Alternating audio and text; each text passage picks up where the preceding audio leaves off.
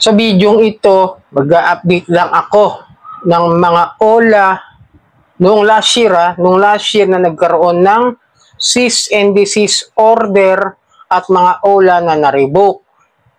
Tapos ngayon, kung ano ba yung nangyari sa kanila, at maraming kasi nagtatanong sa akin kung ano ba yung mga nangyari doon sa mga nagkaroon ng problema at nagkaroon ng issue.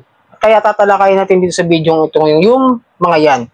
Pero bago ang lahat, maglalambing po muna ako sa inyo na paki-follow po ang aking mga social media account. Ang Facebook, TikTok at ang aking YouTube channel. Paki-like na rin po kung nakatulong sa inyo ang video ito. Paki-share at hit nyo yung notification bell para updated po kayo sa mga videos natin about sa usapang online lending apps. Paalala lang, panoorin ng buo ang video dahil nandito na po ang buong paliwanag o ang explanation kung ano ba yung pinag-usapan natin. Nandito na yung mga sagot at tawag doon, kung ano yung dapat nyong maintindihan sa mga sasabihin ko. Nandito na po. Okay? Nandito ako. Kumbaga sa all-in-one na dito sa video ito. Ngayon kasi ang dami nagtatanong sa akin, mga kadyani, kung ano na ba yung status ng Copperstone, nung mga ibang OLA na may cease and desist order, like yung mga Techwang lending. Actually, ang dami akong madami akong nakita mga OLA na may cease and desist order last year. Inisa-isa ko yan nung before, no? Yung si Copperstone last year, yes, na-revoke po yan no last year. Tapos yung mga iba, ito yung mga may cease and desist order. Isa-isahin muna natin mga kadyani. Medyo naguguluhan ako sa cellphone ko. Okay, ito yung kasing update ng SEC doon sa kanilang website. Hindi galing sa akin sa website yung updated list ng recorded online lending platform noong July 2, 2025. Ayan, pakita ko sa inyo para maliwanagan kayo. Ngayon, ang issue natin dito is ang daming nagtanong sa akin, lalo na doon sa TikTok, na kung ano na status ni Mocha, nila Quickla.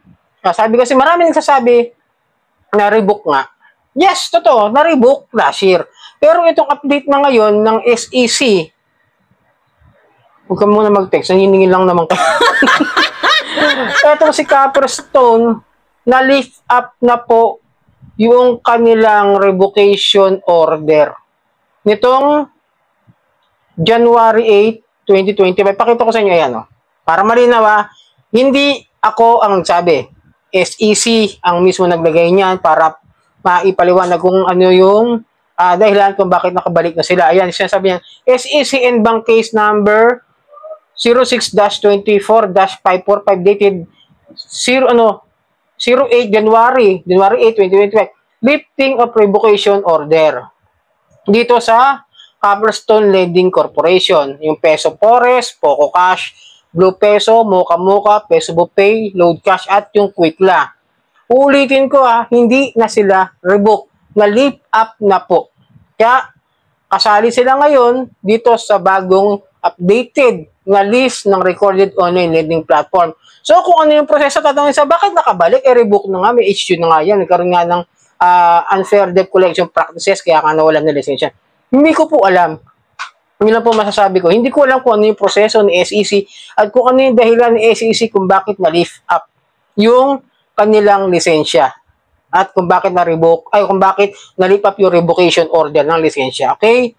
Then, meron pang mga OLA na, ayun, gumana, na nagkaroon din ng cease and desist order last year na ngayon, parehas din ng senaryo nila. Itong second pay financing na yung OLA niya is yung easy loan at yung loan. Nakikita niyo para siguro sa Play Store yung easy loan, di ba?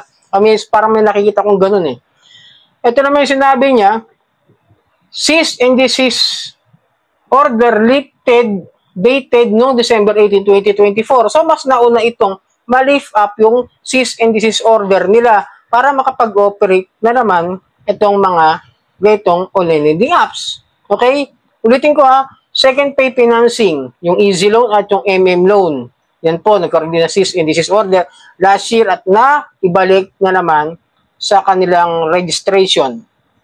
And then, nawala. And then, itong si Techwang, sa totoo lang din, nung huling update din ito, nung nakaraan na, hindi ko rin siya nakita nung, kung doon nagkakamali, nag-update ang SEC nung March, hindi ko nakita. Ni-remove ito kasama to sa mga list ko nung nakita ko doon sa Senate, yung papel na yon, na nakita ko na itong si Tekwang Lending, wala nga doon sa list nung March. Pero dahil ngayon updated na po yung SEC List of Recorded Online Lending Platform, ulitin ko para malinaw, ang kanilang cease and desist order ay na-lift na rin noong last year, noong December 18, 2024. Itong si Tech Cash na under ni ng may-ari ay Tekwang Lending Corporation. Yung Tech Cash, di ba? Sinubukan ko rin utangan to, sinubukan ko rin applyan. Reject lang ako. Then ito si Tech Cash, wala siya nung March. Tinignan ko. Ngayon, updated na. Kaya kung may reklamo kayo, kung rebook yan, hindi na po. May cease and desist order, lifted na po. Ibig sabihin, nakabalik na po sila, wala na po sila mga issue na kung ano man sasabihin na revoke, cease and desist order, na wala na po yun, tinanggal na po ng SEC. Okay, lilinawin ko lang, hindi po ako kakampi ng mga online lending apps na yan. Ina-update ko lang po kayo. Kasi ang dami po talaga nagtatanong sa akin kung ano ba ang status ni Mocha Mocha, ni Quickla, mahal daw kasi ng interest, ang laki ng interest, nangaharas daw, nag-auto-disburse, yung sila Tech Cash, yung mga yan, no? Nagkaroon nga, ulitin ko, nagkaroon talaga sila ng cease and desist order at ng revocation license. Pero, yung mga, pasabihin ko sa inyo, yung mga naging utang nyo ngayon, lalo na nung pumasok yung January, lahat po yun, legit na po yun na may utang kayo.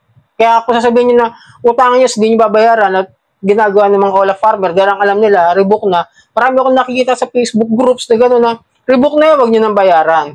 Nakakalungkot ng isipin, nakabalik sila, meron silang lisensya, meron silang register to operate, meron silang license to operate ulit.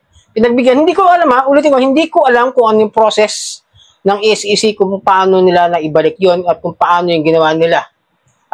Hindi ko alam kung nag-file ulit sila ng tawag doon, ng apela. Kung umapila sila at inayos nila yung kanilang mga problema ng mga attorney o kung ano man yung pinag-usapan nila dyan. Wala tayong ideya. Medyo hindi ko talaga naiintindihan. Hanggang doon lang ako. Kasi in-update ko lang. Ang dami kasi. Totoo lang na, ulitin ko.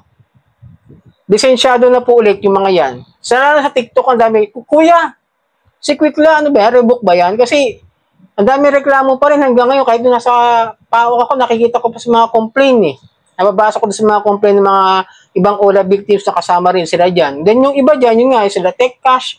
Ngayon, lisensyado po sila. Wala tayong magagawa. Registrado po sila.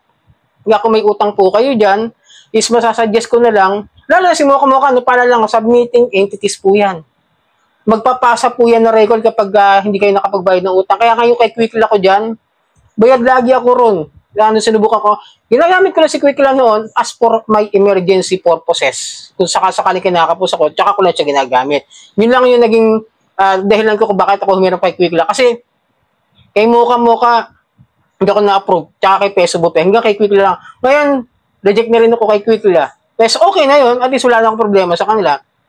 Malinis yung record ko doon sa Capstone. Pero, paalala lang ulitin ko, uplifted na po yung kanilang mga revocation order at yung mga cease and desist order. Kaya, meron na po ulit silang license to operate.